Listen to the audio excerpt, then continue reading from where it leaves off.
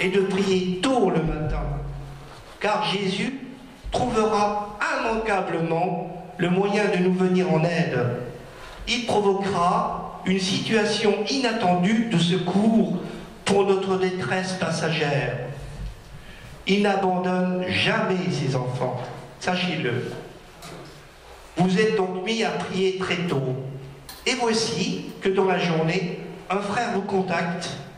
Il a fait ses courses et il s'est rendu compte qu'il a trop acheté d'aliments. Le Saint-Esprit lui met alors au cœur d'appeler la sœur pour lui apporter de la nourriture. Et la sœur répond: que Dieu te bénisse, car le Seigneur a entendu ma prière. C'est ainsi que le Seigneur a rempli le frigo de la sœur au travers du frère. Amen. Un second exemple pouvant se produire dans d'autres circonstances. Une de vos voisines part en vacances pour un mois et son frigo renferme des denrées périssables dont elle ne sait que faire. Elle frappe à votre porte et vous propose de vous les donner généreusement et gratuitement, bien sûr. Ces deux cas sont une réelle illustration de la manne providentielle tombée du ciel pour nourrir les Hébreux. Alléluia. Christ a entendu votre prière matinale et vous recevez en abondance. Jésus n'a-t-il pas dit: à chaque jour suffit sa peine? Et encore, demandez et vous recevrez. La nourriture spirituelle de Dieu est comparable à cette manne au goût de miel. Voulez-vous la recevoir? Alors, levez-vous tôt en restant attentif à l'appel du Seigneur Jésus. En ce qui me concerne, il n'est pas rare que l'Esprit Saint me parle et me sorte de mon lit en fin de nuit, bien avant l'aurore. Et ne suis-je pas en pleine forme? Ah, ça n'est guère facile de sortir de son lit bien chaud et douillet quand dehors il fait gris et froid et que la veille on a regardé un match à la télé ou on a veillé trop tard. Il faut en effet du courage et de la volonté pour plaire à Dieu. Et puis, les mauvaises habitudes se prennent plus vite que les bonnes, bien sûr. On se dit souvent: ah, je resterai bien encore un petit peu au lit, une demi-heure, rien ne presse. Et soudain, l'on s'aperçoit que l'on est en retard. Affolement, précipitation, énervement. Et la journée va encore mal se passer comme à l'accoutumée. Dès aujourd'hui, autant prendre de bonnes résolutions pour y revenir. Ne croyez-vous pas? Pourquoi ne pas se coucher un peu plus tôt et après une nuit de sommeil correct, vous pourrez consacrer à Jésus les premiers instants de votre réveil et vous vous sentirez en pleine forme. Vous pourrez prier Jésus, lui chanter des louanges, quand votre voisin du dessus fera hurler son poste de radio dans sa salle de bain. Il n'est pas besoin de prier longuement.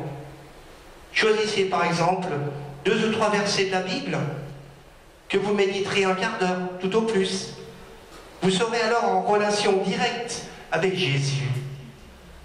Vous apprendrez à le toucher et lui donnerez l'occasion de vous parler intimement. Petit à petit, vous vous rendrez compte que vous priez, vous prenez de plus en plus de plaisir à lui accorder ce laps de temps matinal. Et qu'en fait, cela ne demande pas plus d'effort que cela. En retour, les bénédictions de Jésus vont se déverser sur vous pour toute la journée. Quel bonheur! Votre vie de chrétien va aussi y gagner en spiritualité. Ne faites pas comme certains chrétiens qui passent la plupart de leur temps affairés à d'autres choses inutiles et qui le soir juste avant de s'endormir, épuisé, jette furtivement un œil sur un petit verset de la Bible, rien que pour se donner bonne conscience. Mes bien-aimés, si nous croyons au Seigneur et voulons avoir une vie victorieuse en Christ, nous devons mettre de côté les premières heures du jour et les lui consacrer entièrement. Ainsi, la manne n'aura pas à sécher. Vous serez rassasiés dans la spiritualité qui grandira encore plus vite, et cette action trouvera grâce auprès de Jésus. La ponctualité pour vous ne posera plus aucun problème. Vous serez toujours à l'heure du commencement du culte. Cela plaît très fort à Dieu. Si beaucoup de frères et sœurs apprennent cette leçon et qu'ils se lèvent ensemble tôt le matin, l'Église grandit. Lorsqu'un frère ou une sœur reçoit plus de lumière, l'Église tout entière en bénéficie. Lorsque tout le monde reçoit un peu plus de lumière tous les jours, l'Église tout entière s'enrichit spirituellement et il y aura beaucoup de vases devant le Seigneur. Mes bien-aimés, si nous nous levons tôt et maintenons cette bonne habitude, nous aurons un bel avenir spirituel et allons vivre des moments intenses avec notre Seigneur Jésus-Christ. Amen. Amen. Nous allons à présent prier pour que l'Esprit Saint nous aide à nous lever, car il est dit « Je peux tout par celui qui me fortifie ». C'est Jésus. Bien-aimés, levons-nous et prions le Seigneur. Alléluia.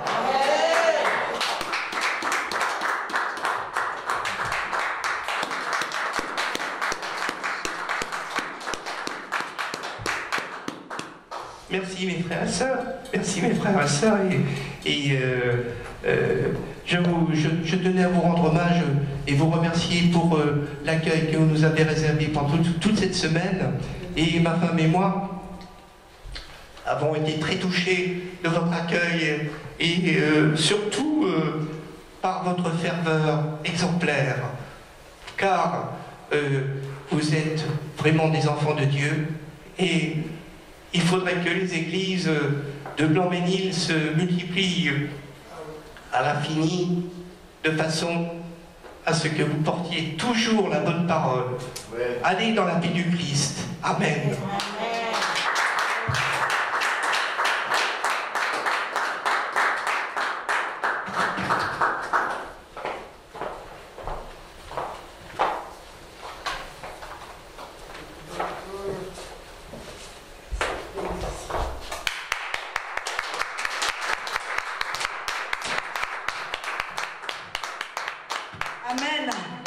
Bien-aimés, nous avons écouté la parole.